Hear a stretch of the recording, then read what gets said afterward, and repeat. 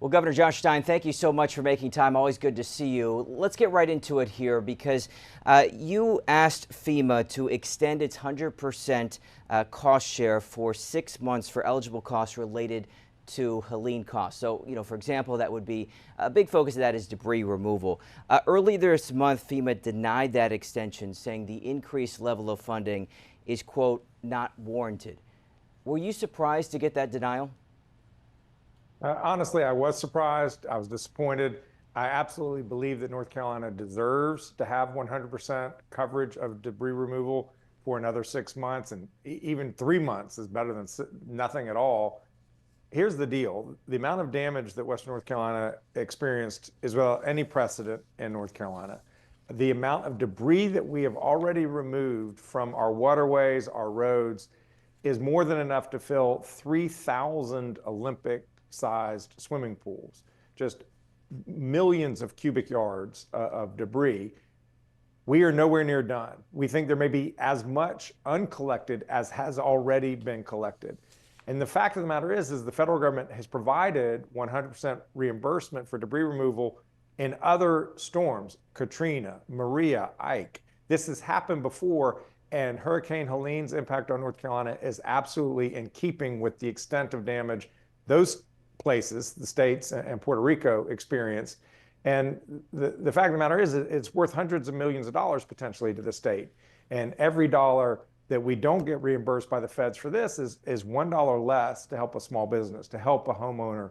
So we need these funds desperately. Well, and you touch on a lot that I want to get to, but I'll emphasize that FEMA is still matching 90% of eligible costs. But as you mentioned, that 10% that now is not included, as the governor's office, as you have said, could be hundreds of millions of dollars. In your letter that you sent to President Donald Trump, you have said there's been a major increase in debris removal by the U.S. Army Corps of Engineers under the Trump administration, but there's still a lot left to do. And that the denial of this match is already hampering the state's recovery efforts. Look, the state has allocated significant money to go towards Western NC following Helene. But if this match is not extended, will there need to be more quick emergency help from the state? It's unclear. The state has stepped up to some degree. They provided us some matching funds. They provided some debris removal funds. But what we want to do is make sure that we're maximizing the dollars that the state has for purposes that the federal government simply will not cover. Every pot of money that the federal government provides, there are a number of them, and they're all desperately needed. They come with a lot of restrictions on them. The state money is much more flexible. So a dollar that the state has to spend on debris removal, when that's something that the federal government typically pays for, that is more than the dollar cost to the state because it's a flexible dollar, a dollar that can really make a difference in communities in Western North Carolina. Yeah, you mentioned, as you just mentioned, Governor, in this letter, you talk about how FEMA has extended the 100% match. You look at Hurricanes Katrina, Hurricanes Maria. This was supported, the letter that you previously sent was supported by the majority of the congressional delegation, Democrats and Republicans. Have you had conversations with any of those members about supporting this new letter that asks to appeal this denial by FEMA?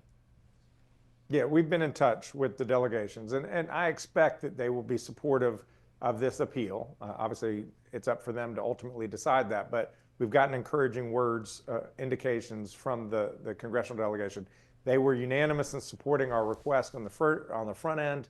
They understand how big the damage scale is in Western North Carolina. They understand that this extent of the storm is much more than the state of North Carolina can bear on its own. They understand the federal government needs to do more.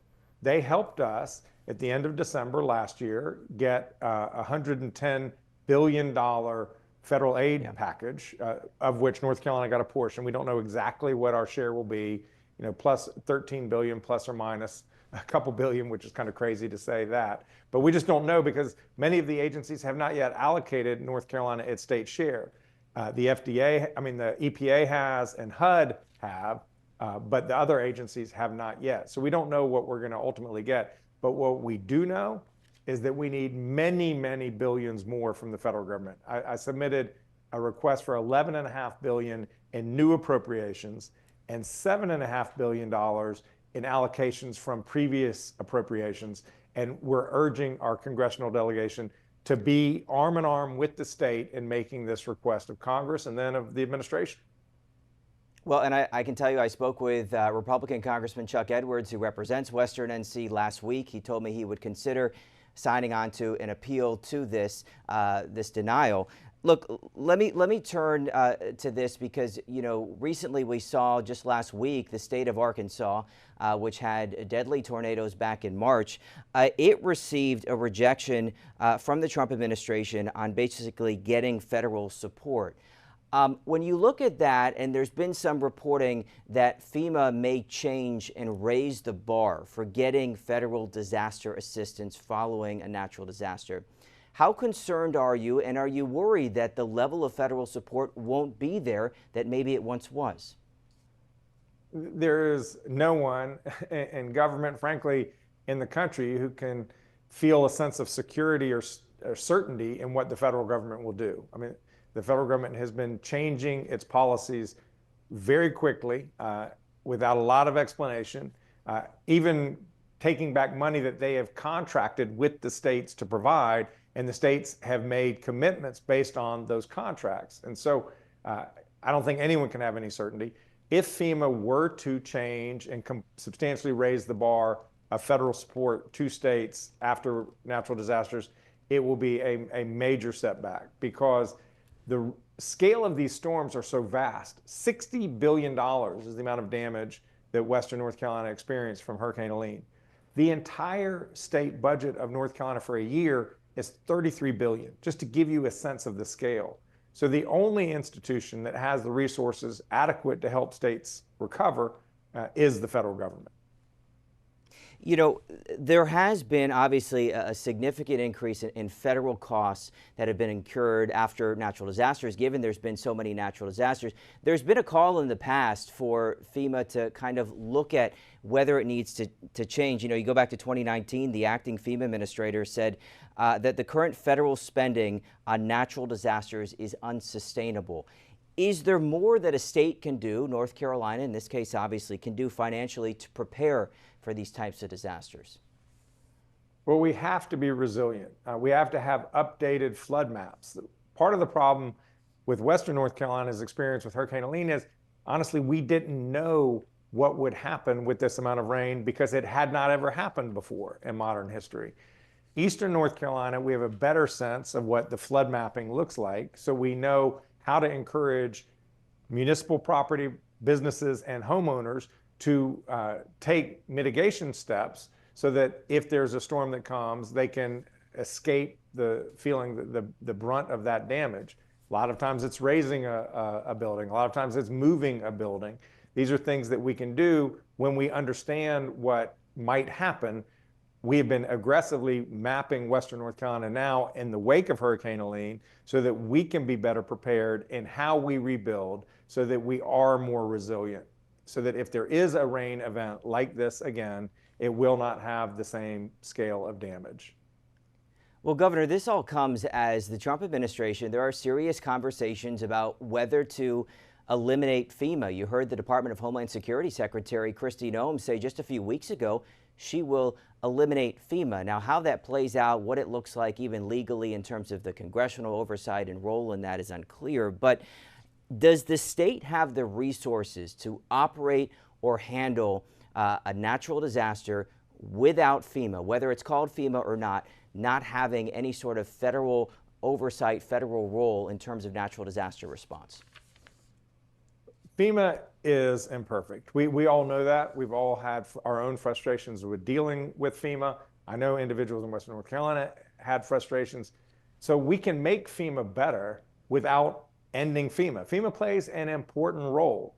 It needs to be more agile in getting money to communities quicker. And I am coming up with a series of proposals that I hope to engage with other governors on to the Trump administration on ways that we can make it more efficient, make it more streamlined, get money to towns, get money to individuals quicker, have better communication so that people understand what FEMA can and cannot do, have unified application so that when you're applying to FEMA, it will also apply to the Small Business Administration. So these are things that we can do to make FEMA better. If we lost FEMA, it would be a real problem. That we don't have a means as a state to get individual assistance to homeowners in that week immediately after the storm so that they can go to a hotel or they can go buy groceries or buy clothes to replace those that were lost in a storm. These are things that the federal government has done, and we need them to continue to do. Well, in fact, there is that FEMA Review Council right now that is supposed to be looking at potential changes to the agency, so we'll see what comes of that.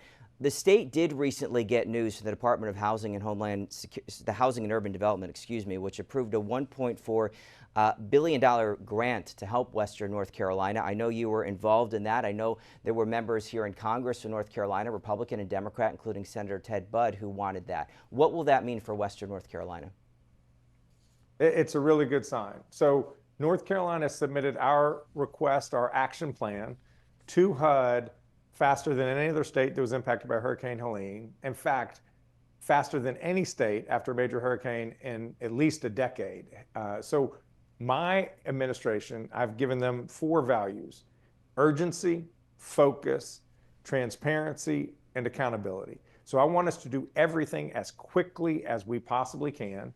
Once we submitted our action plan weeks ago, the entire congressional delegation wrote to HUD urging them to do a similarly quick review. And I'm gratified that the Trump administration has approved our action plan.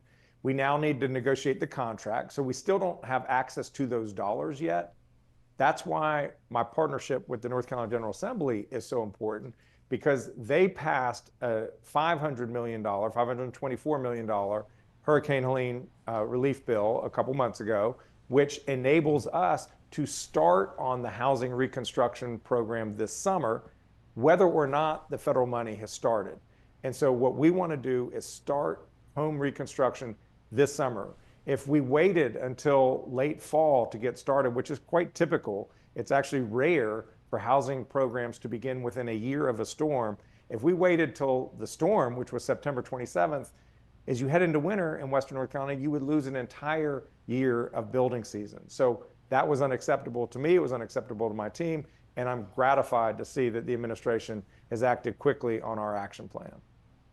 Well, Governor, let me just come full circle here, because you talk about that housing money that will be coming to the state. You talk about that the president's first trip when he was inaugurated was to Western North Carolina. You were there. I've talked with the Asheville mayor, who has said in recent weeks they have seen a really significant increase in debris removal. On the flip side of that, you've got cuts to the CDC and AmeriCorps, people that were working on Helene recovery in Western NC. You talk about the denial of the extension of this match.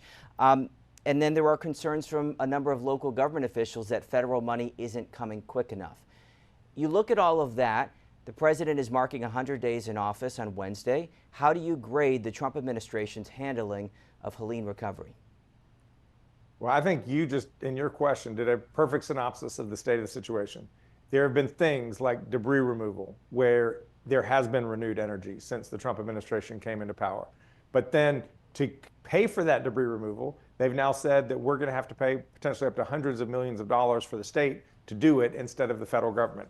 So it's good on one hand, but it's not good on the other hand. There are other things, getting rid of AmeriCorps volunteers, which have been playing an instrumental role working with nonprofit organizations in Western North Carolina to help on home reconstruction, to help on logistics of moving needed resources to individuals, families, communities in the western part of the state.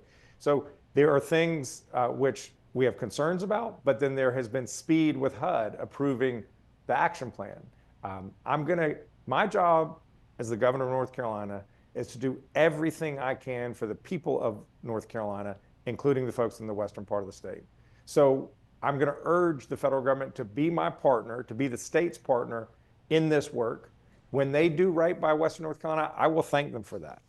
When they have not done right by North Carolina, I will tell them that they should do better. And that's exactly what I will continue to do.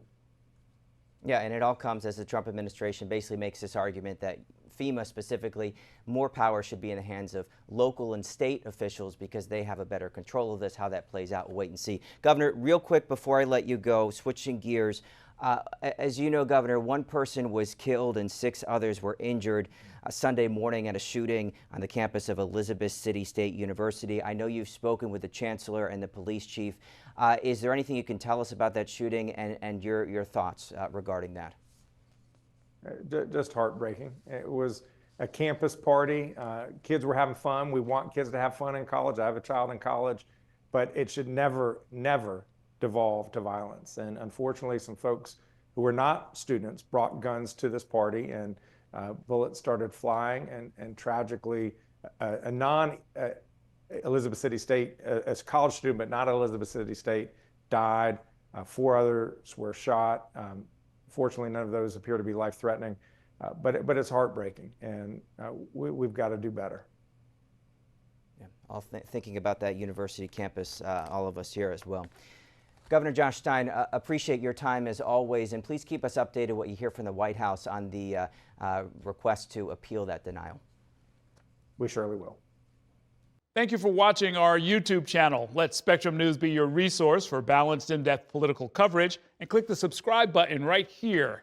You can also download our app or watch us on TV to learn more about the candidates, where they stand on the issues, and more. We'll see you then.